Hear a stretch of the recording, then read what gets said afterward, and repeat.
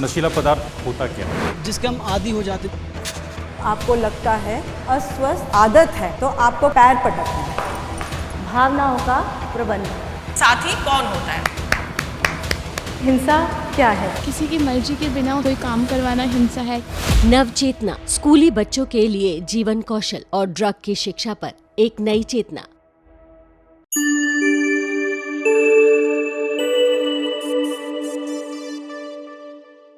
उद्देश्य, इस सत्र के अंत तक छात्र सक्षम होंगे यह समझने के लिए कि ड्रग्स क्या है, लाइसेंस और अवैध दवाओं के बीच अंतर और साइको एक्टिव ड्रग्स की 3 मुख्य श्रेणियों से अवगत होंगे। शराब के अल्पकालिक और दीर्घकालिक प्रभाव के बारे में सामान्य समझ रखने के लिए, तंबाकू के अल्पकालिक और दीर्घकालिक प्रभावों के बारे में सामान्य समझ रखने के लिए, वाष्पशील पदार्थों इनहेलेंट के अल्पकालिक और दीर्घकालिक प्रभावों के बारे में सामान्य समझ रखने के लिए।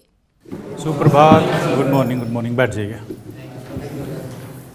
तो आज का हमारा विषय है बुनियादी ड्रग शिक्षा। आज के टॉपिक में हम लोग ड्रग के बारे में जानने और समझने की कोशिश करेंगे। तो सबसे पहले ये बताएं, जब हम नशीले पदार्थ के बारे में सुनते हैं तो हमारे दिमाग में क्या आता है, या नशीले पदार्थ को आप कैसे जानते हैं? नशीला पदार्थ होता क्या है? टोबैको।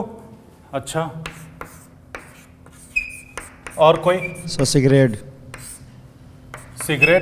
और कोई? अफीम। सर बहुत सारी दवाइयों में भी सर ड्रग्स का यूज़ होता है सर। सर बहुत सारी मेडिसिन्स आती हैं, उनमें भी सर ड्रग्स का यूज़ होता है सर। तो आप कह रहे हैं कि दवाएं, इसको भी हम नशीला पदार्थ कहते हैं। सर जो हेल्थ के लिए हमारे बहुत ज़्यादा खराब होते हैं वो पदार्थ, जो शरीर को नुकसान पहुंचाती है, आपके हिसाब से वो ड्रग है? यस सर, जिसके हम आदी हो जाते हैं, जिसके बिना रहना हमारा मुश्किल हो जाता है। तो नशीला पदार्थ अगर हम देखेंगे, वर्ल्ड हेल्थ ऑर्गेनाइजेशन इसको एक तरीके से डिफाइन करता है, एक तरीके से इसकी परिभाषा लेकर आता है।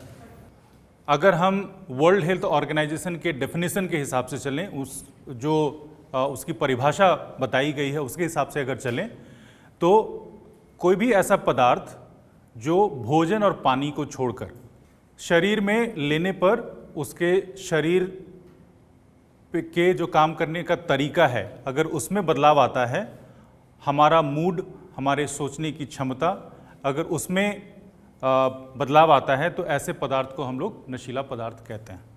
अब आप बताइए कि आपका मस्तिष्क कहाँ है? आप धीरे से टैप करके बताइए कि आपका मस्तिष्क कहाँ है। ये हमारा मस्तिष्क है, बहुत बढ़िया। हमारा मेरुदंड कहाँ है? रीढ़ की हड्डी जिसको कहते हैं, वो कहाँ है? तो ये 2 ऐसी चीज़ें हैं जो हमारे शरीर में बहुत सारी चीज़ों को नियंत्रित करती हैं, और इसको अगर हम मिला दें तो इसको हम कहते हैं सेंट्रल नर्वस सिस्टम। ठीक है?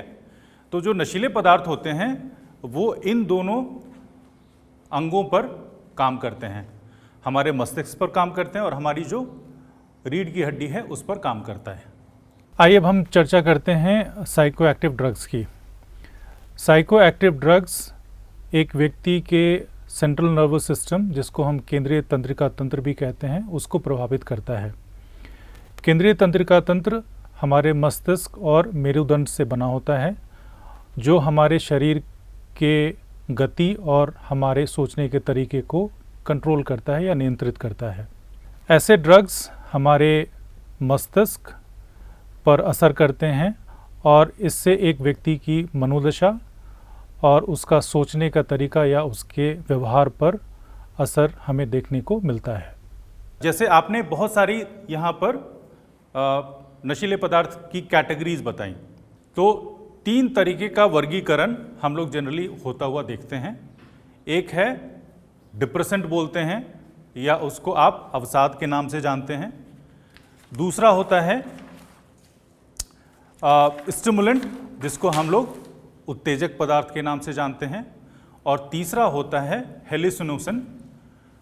तो ये 3 कैटेगरी है या 3 वर्ग हैं, जिसके अंदर अलग अलग जो नशीले पदार्थ हैं उसको हम लोग डालने की कोशिश करते हैं। जैसे कुछ आपने यहाँ पर हमें शुरू में एग्जाम्पल के तौर पे बताया। अब समझना हमारे लिए ज़रूरी है कि जो डिप्रेसेंट हैं या जिसको अवसाद कहते हैं, उसका हमारे शरीर पर किस तरीके का असर देखने को मिलता है। तो जो डिप्रेसेंट होते हैं या अवसाद होते हैं वो क्या करते हैं, हमारे शरीर के काम करने की जो गति होती है उसको वो धीमा कर देते हैं। उसका उल्टा जो उत्तेजक पदार्थ होते हैं वो ऐसे पदार्थ होते हैं जो हमारे मस्तिष्क के काम करने की जो गति है उसको बढ़ा देते हैं। ठीक है। और तीसरा जो हेलुसिनेशन है, एक ऐसा पदार्थ होता है जिसको अगर लिया जाए तो आपके देखने, सुनने और सूंघने की जो क्षमता होती है उसमें बदलाव आ जाता है। आप विचित्र तरीके से चीज़ों को देखना शुरू कर देते हैं, सूंघना शुरू कर देते हैं या सुनना शुरू कर देते हैं। तो इस तरीके से ये 3 अलग अलग वर्ग हैं जिसके अंदर आपको हर नशा जिसकी आपने शुरू में चर्चा की है उसको आप वर्गित होता हुआ देखेंगे या उसको आप कैटेगराइज होता हुआ देखेंगे। अब हम आते हैं कि हमारे पास जो दवाएं हैं या जो नशीले पदार्थ हैं उसको अगर हम वैध और अवैध की कैटेगरी में बांटें तो किस तरीके से उसको वर्गित करेंगे या किस तरीके से उसको कैटेगराइज करेंगे।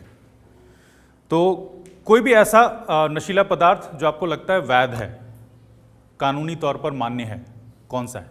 दवाइयाँ। दवाइयाँ, बहुत अच्छा। सर शराब। शराब, बहुत बढ़िया, ठीक है। तो भांग। भांग। हेरोइन। हेरोइन। सर जो दर्द में आराम दे वो सर। ऐसी दवाएं जो दर्द में आराम देती हैं। सर सिगरेट भी है। सिगरेट आपके हिसाब से वैध है? सर बियर, प्राकृतिक औषधि से। प्राकृतिक औषधि। तो इस तरीके से कुछ पदार्थ ऐसे हैं जो हमारे कानून के हिसाब से वैध हैं और कुछ नशीले पदार्थ ऐसे हैं जो अवैध हैं। तो एक वैध दवा को अगर हम परिभाषित करें तो वैध दवाएं एक तो निश्चित उम्र के लोगों के लिए और चिकित्सा के लिए इस्तेमाल में लाई जाने वाली चीज़ें हैं। अब जैसे हम लोग डॉक्टर के पास जाते हैं, हम बीमार होते हैं, हम डॉक्टर के पास जाते हैं, डॉक्टर हमें प्रिस्क्रिप्शन लिखता है और प्रिस्क्रिप्शन पे कुछ दवाएं लिखी जाती हैं और हमें कहा जाता है कि आपको इन दवाओं को इतने दिनों तक इस डोज में लेना है। और फिर जब हमारा डोज और जितने दिनों के लिए उसको लेने के लिए कहा जाता है ख़त्म होता है, या तो डॉक्टर से हमें दोबारा मिलना होता है फॉलोअप के लिए या हम उस दवा को उस दिन लेना बंद कर देते हैं। यही तरीका होता है। तो एक बात का हमें यहाँ पर ध्यान रखना है कि हमें खुद डॉक्टर नहीं बनना है, खुद दवा अपनी मर्जी से नहीं लेनी है। जब तक कोई क्वालिफाइड डॉक्टर हमें दवा नहीं लिखता है तब तक हम दवा खुद नहीं लेंगे, क्योंकि संभावना है कि जो दवा आपके शरीर पर उसका सकारात्मक प्रभाव पड़ने वाला था उसका कहीं ना कहीं नुकसान आपके शरीर पर हो सकता है। दूसरा, आप में से कुछ लोगों ने कहा शराब, सिगरेट, बीड़ी, इन सब पदार्थों का इस्तेमाल एक उम्र से ऊपर के लोगों के लिए हमारे कानून के तहत वैध माना जाता है। तो आप अगर 18 साल से ज़्यादा उम्र के हैं तो हर एक राज्य में इसकी एक समय सीमा तय की गई है। तो 18 साल से ज़्यादा उम्र के अगर हैं तो आप शराब खरीद सकते हैं, सिगरेट खरीद सकते हैं, बीड़ी खरीद सकते हैं। उससे कम उम्र के हैं तो आपको इसकी इजाज़त नहीं है। तो इस तरीके से कुछ लिमिटेशंस के साथ कुछ पदार्थों को वैध माना गया है। अब इसके अलावा जो बाकी बचा वो सारी की सारी दवाएं जो होती हैं वो इलिसिट या अवैध दवाएं होती हैं। उसका सेवन या उसका खरीद फरोख्त, ये सब हमारे कानून के अंदर इलीगल माना जाता है, अवैध माना जाता है और उसके लिए सज़ा का भी प्रावधान है। जैसे हमने अभी हेरोइन की बात की, हेरोइन हमारे लिए एक अवैध दवा है। अब आप मुझे बताइए, जिस एरिया में आप लोग रहते हैं, जिस समुदाय में आप लोग रहते हैं, वहाँ पर अमूमन किस तरह के तरीके के नशीले पदार्थ का इस्तेमाल आप लोग होता हुआ देखते हैं? सर बियर, शराब, सिगरेट, बीड़ी, गुटके। गुटका। फेस्टिवल पे या ओकेजनली हुक्का पीते हैं। हुक्का। तम्बाकू, छैनी।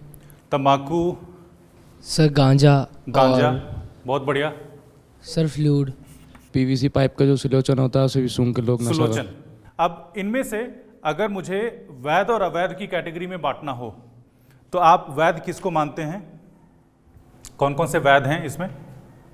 सर शराब, सर बीड़ी सिगरेट, बीड़ी सिगरेट, और सर बियर हो गई, बियर भी आ गया, और सर तंबाकू, तंबाकू आ गया, सर गुटखा, गुटखा आ गया, सर सुलोचन, सुलोचन, सर हुक्का, हुक्का, सर चेनी खेनी। चैनी खैनी। सर बस इतना ही सर। सर फ्लूइड का भी सर लोग गलत यूज़ करते हैं सर, पर वो भी है सर। गलत इस्तेमाल करते हैं। सर सुलोचन अवैध है। सुलोचन अवैध है। ठीक है, तो इनका पॉइंट ऑफ व्यू थोड़ा सा अलग है। इनका कहना है कि सुलोचन अवैध है। ठीक है, तो अभी हम लोग वैध और अवैध पदार्थों के ऊपर चर्चा कर रहे थे। अभी हम लोग उसको दोनों वर्गों में अलग अलग रख कर देखने की कोशिश करते हैं ताकि हमें क्लैरिटी हो कि वैध कौन से हैं और अवैध कौन से हैं।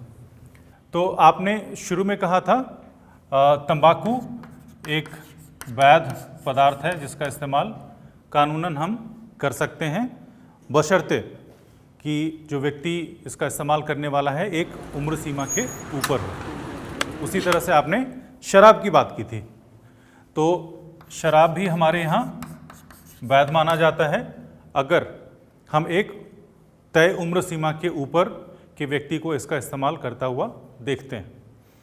एक चीज़ हमारे लिए समझने की ज़रूरत है कि जो एक राज्य में वैध है हो सकता है दूसरे राज्य में अवैध हो।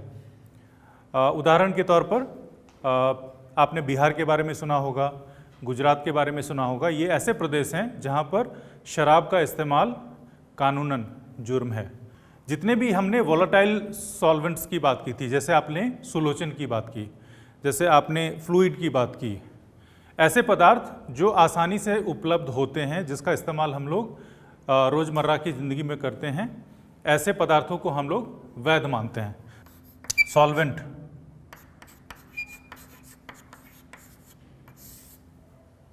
वैध में आ गया। फिर आपने भांग की बात की थी, भांग भी हमारे हिंदुस्तान में वैध पदार्थों की कैटेगरी में आता है। और जैसा मैंने पहले चर्चा में कहा, चूँकि ये धर्म के साथ जुड़ा हुआ है, शिव जी के साथ जुड़ा हुआ है, तो इसका इस्तेमाल आप होता हुआ समाज के बीच में देखते हैं। जैसे हेरोइन की बात हुई थी या अफीम की बात हुई थी, तो अफीम का कोई भी प्रकार, चाहे वो हेरोइन हो, स्मैक हो या और भी कोई डेरिवेटिव हो अफीम का, उसको हम हमेशा अवैध मानते हैं। हिंदुस्तान के किसी भी कोने में चले जाइए, इसका इस्तेमाल हमेशा आपको अवैध ही माना जाएगा।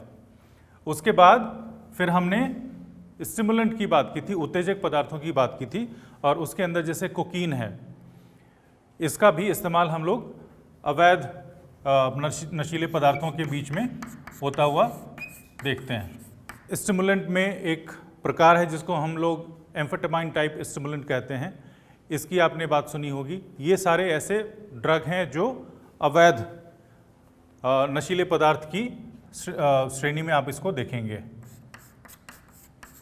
प्रिस्क्रिप्शन की दवाएं जो होती हैं वो हमेशा वैध मानी जाती हैं। दर्द की दवा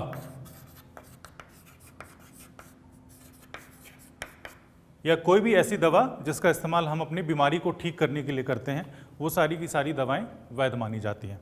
अब एक चीज़ हमें ध्यान में रखने की बात है, जितनी भी दवाएं जिसकी हम चर्चा कर रहे हैं उनमें हमारे शरीर को नुकसान पहुंचाने की क्षमता होती है।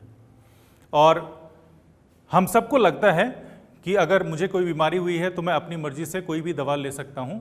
ऐसा हमें हरगिज नहीं करना चाहिए, इससे हमें बचना चाहिए, क्योंकि हर दवा का अपना हमारे शरीर के ऊपर नुकसान होने की संभावना या उससे नुकसान मिलने की संभावना होती है। और उससे बचने के लिए हम हमेशा जब भी दवा का इस्तेमाल करें, डॉक्टर के द्वारा प्रिस्क्राइब्ड दवा का ही हम इस्तेमाल करें, और जितनी क्वांटिटी में और जितने दिनों के लिए आपको प्रिस्क्राइब किया गया है तब तक करें। उसके बाद उसका इस्तेमाल हम बंद कर दें। तो सेल्फ मेडिकेशन जिसको हम कहते हैं, स्वतः अपनी इच्छा से कोई भी दवा लेना हमारे लिए नुकसानदायक हो सकता है, बिकॉज उसका शरीर पर नुकसान आपको देखने को मिलेगा, उसके नेगेटिव कॉन्सिक्वेंसेस आपको देखने को मिलेंगे।